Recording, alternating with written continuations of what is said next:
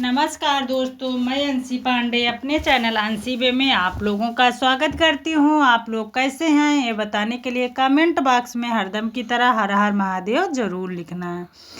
तो इस बार जो है बैसाख माह की कृष्ण पक्ष में पड़ने वाला प्रदोष व्रत बुधवार को पड़ा है, तो इसलिए हम बुध प्रदोष के नाम से भी जानेंगे। तो 15 अप्रैल दिन बुधवार को प्रदोष का व्रत भी रखा जाएगा और मासिक शिवरात्रि का व्रत भी रखा जाएगा। ऑलरेडी मेरे चैनल पे आपको वीडियो मिल जाएगा, आप वहां से चेकआउट कर सकते हैं। तो आज हम इसमें बुध प्रदोष व्रत कथा का श्रवण करेंगे। तो एक बार प्रेम से बोलो हर हर महादेव की जय। बुधवार के दिन विष्णु भगवान का पूजन, अग्नि में हवन तथा ब्राह्मणों को भोजन कराना चाहिए। इसके पश्चात स्वयं भी दही से युक्त अन्न का भोजन करें। बुध प्रदोष व्रत करने से शिव जी एक विष्णु भगवान की कृपा से समस्त सुखों की प्राप्ति होती है।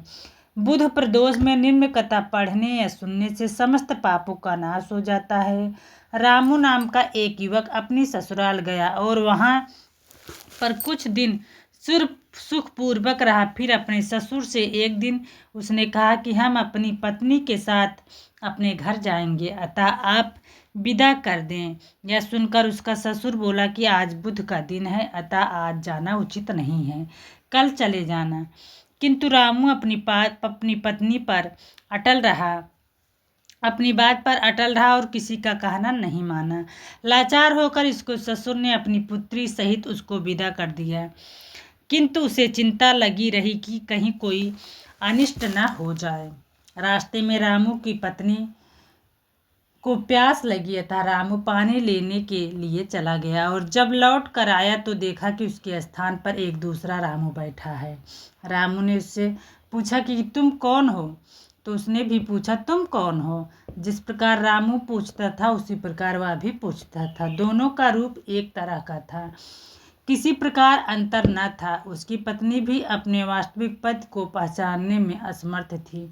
कुछ समय बाद वह दोनों आपस में लड़ने लगे। उधर से राजा के सिपाही जा रहे थे तो दोनों रामू को पकड़ कर ले गए और दूसरा रामू राजा के दरबार से अदृश्य हो गया। तब वह बहुत ही विलाप करता हुआ बोला कि यह बुध देवता के कोप का फल है। थोड़ी ही देर में आकाशवाणी हुई कि वापस लौट जाए और बुध देवता की पूजा करके यात्रा करे तो किसी प्रकार का अनिष्ट न होगा। रामू ने जब आकाशवाणी सुनी तो अपनी पत्नी सहित ससुराल जाकर वहां पर बुध देव की पूजा की और फिर यात्रा की तो सकुशल अपने घर आया। रामू और उसकी पत्नी बुध के व्रत को करके इस लोक में अनेक प्रकार के सुखों को भोग कर धन पुत्रों आदि से युक्त हुआ। अतः बुध के दिन यात्रा वर्जित है। किंतु बुध देवता की पूजा करने के बाद यात्रा करने से कोई दोष नहीं होता है, अनिष्ट का भय नहीं रहता है। जिस प्रकार रामू ने धन धान्य पुत्र आदि को प्राप्त करके अनेक सुखों को भोगा और अंत में मुक्ति पाई, उसी प्रकार बुध व्रत करने वाले को धन धान्य पुत्र पौत्रों की प्राप्ति होती और सब कष्ट दूर होकर संपूर्ण मनोरथ पूर्ण होते हैं।